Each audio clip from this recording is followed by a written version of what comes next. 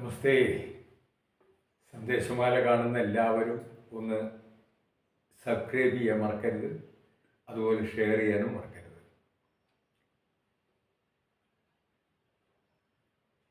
എല്ലാവിധ സദ്ഗുണങ്ങളും തികഞ്ഞവരായി ഇരുന്നാലും ശരി,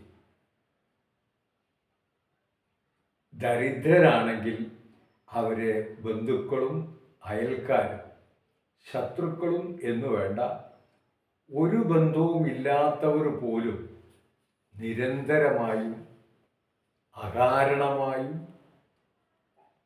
നിന്ദിച്ചുകൊണ്ടേയിരിക്കും. സമൂഹത്തിൽ അവർക്ക് ഒരു മാന്യതയും ലഭിക്കുകയുമില്ല. മറിച്ച് സകലവിധ ദുർഗുണങ്ങളും ഉള്ളവരാണെങ്കിലും പണക്കാരനാണെങ്കിൽ ആ ഇനന്മാരെ എപ്പോഴും സ്തുതിക്കാനും ആദരിക്കാനും ആശ്രയിക്കാനുമൊക്കെ എല്ലാവരും തയ്യാറാവുകയും ചെയ്യും.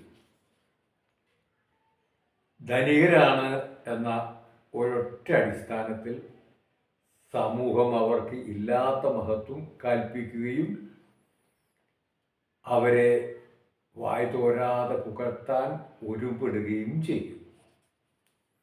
ഇത് ലോകത്തിൻ്റെ ഒരു സ്വഭാവമാണ്. നാണം കെട്ടും പണം നേടിക്കൊണ്ടാൽ നാണക്കേടാ പണം തീർത്തുകൊള്ളും എന്ന് പറയാറുണ്ടല്ലോ. അതെത്ര ശരിയാണ്.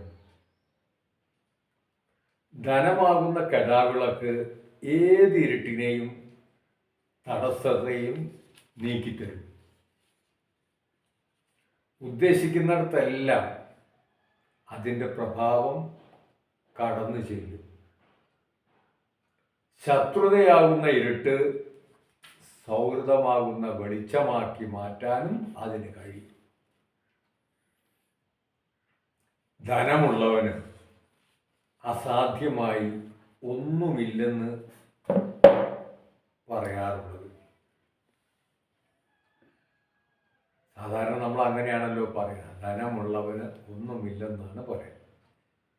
നേരായും ധാർമ്മികമായും സത്യസന്ധമായും ഉള്ള മാർഗങ്ങളിലൂടെ സമർത്ഥമായി സമ്പാദിക്കപ്പെടുന്ന ധനം ധർമ്മത്തെ ദീർഘകാലം ഇരുന്ന് അനുഭവിക്കാൻ കഴിയുന്ന സുഖത്തെയും പ്രദാനം ചെയ്യും.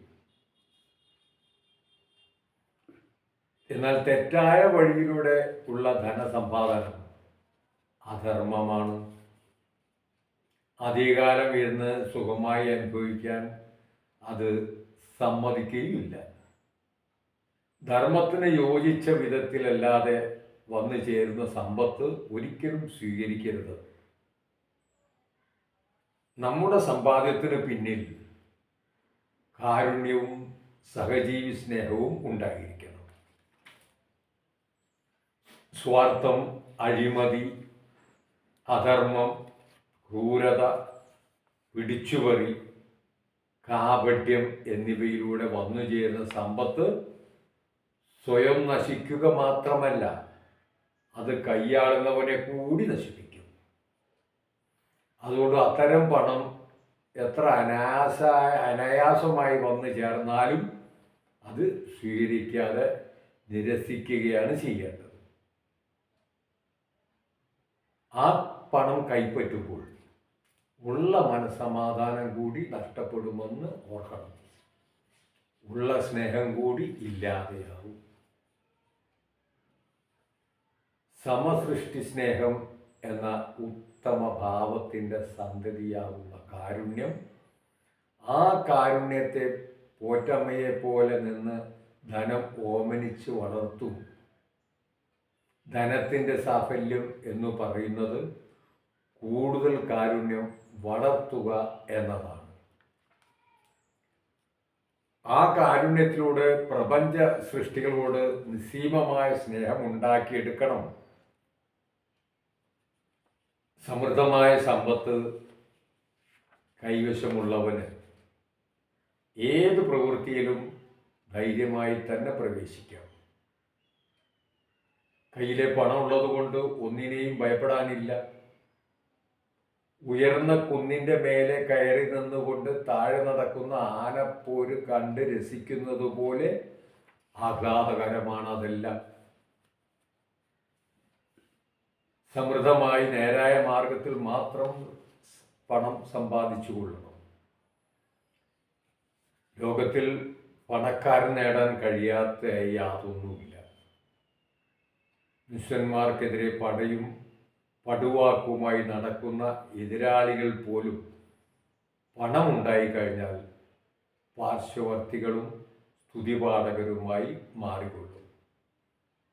അവരുടെ അഹങ്കാരത്തെ ചീളായി അറുത്ത് കളയുന്നതിന് പണത്തേക്കാൾ കൂർത്ത മൂർച്ചയുള്ള ആയുധം മറ്റൊന്നിനുമില്ല.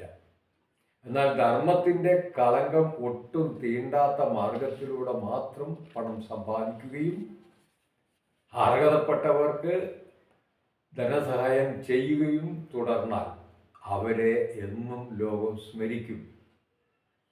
ഒരു വിലയുമില്ലാത്തവരെയും ബഹുമാന്യസ്ഥാനത്തിരുത്തി വിലയുള്ളവരാക്കി ആദരിക്കാൻ ഇടയാക്കും.